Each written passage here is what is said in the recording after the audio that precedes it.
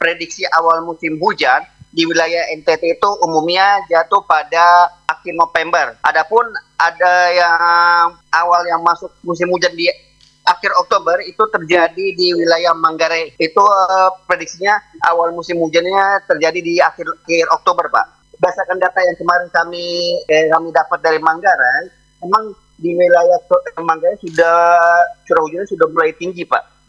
Desain 2 itu, Pak. Sudah lebih dari 100 mm, Pak, desain 2 curah hujannya, Pak, gitu, Pak. Baik.